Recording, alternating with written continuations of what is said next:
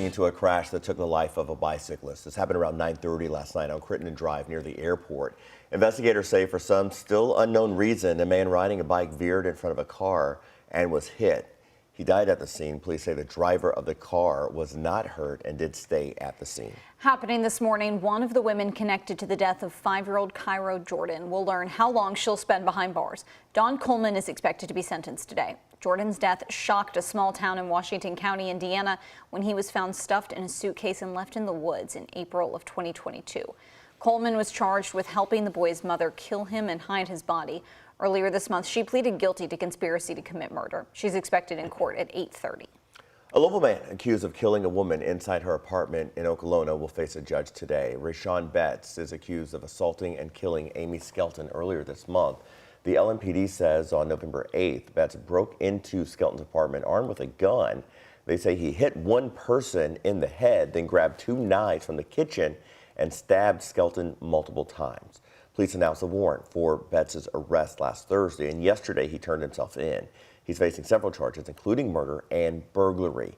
He's expected in court at 9 o'clock. Newly released body camera video is showing us what led an LMPD officer to shoot a suspect last Monday in the Wyandotte neighborhood. LMPD investigators say Officer O'Shea Rogers and others responded to Beecher Street originally on a domestic violence call. When they arrive, you can see suspect Jerron Bobbitt hide behind a car door. Bobbitt ends up running when police come closer, leading them on a chase over fences, through yards, and then eventually onto Camden Avenue. At that point, police say Bobbitt pointed an assault-style weapon at officers. It's circled in this image from the department.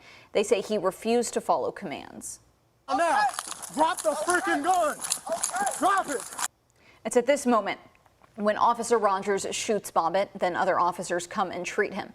LMPD Deputy Chief Paul Humphrey praised the new officer for his discipline and performance throughout the incident. Officer Rogers, just coming out of the academy, performed very well. He was very calm. Everyone went to work immediately rendering aid to this suspect. Officers went and made contact with the victim to make sure that she was okay and received the aid that she needed and the resources that she needed. Bobbitt did survive the shooting. He has pleaded not guilty to charges including assault and evading police. Per LMPD policy, Officer Rogers is on administrative leave. LMPD is investigating the shooting and will then turn over its findings to KSP and the Office of the Inspector General.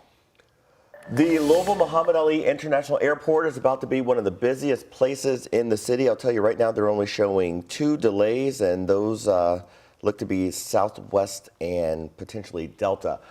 One thing that we can tell you also is that we're going to hear from airport leaders and travel experts today on what's being done to ensure Thanksgiving holiday rush, that it moves smoothly. This year, AAA expects record travel with nearly 5 million Americans expected to fly. Airport officials will provide some insight on how to make your trip stress-free, like how to expedite the check-in process at STF. That's set for 10 o'clock this morning. Higher holiday travel traffic means more planes in the sky. Certainly does, and for people who live close to SDF, it means more noise. WHAS11's Connor Steffen and photojournalist Addie Hill show how the Federal Aviation Administration is looking to change that.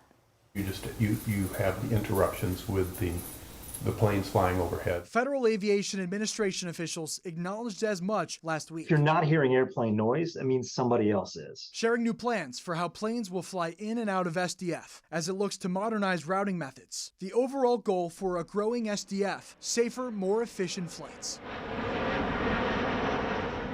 But officials say the proposal will also help people living directly in the flight's path hear less of this. Oh, yeah. Yeah, definitely. We hadn't heard about that. Bill Fowler and Dan Fetty are hopeful of the efforts. They've lived near SDF for more than 20 years now, and just recently were phased into the Quieter Home program. While thankful, they say it's not enough to keep the noise out, so they welcome the proposal. By upgrading to satellite-based routing procedures, FAA officials say planes can fly shorter, more direct routes. New technology will also allow flights to climb and descend more efficiently, cutting down on noise. In Louisville, Connor Steffen on your side. The FAA is looking to hear your thoughts on the proposal here. You can submit comments online or you can do it by mail up until December 22nd. All you have to do is click on the link in the story at WHAS11.com.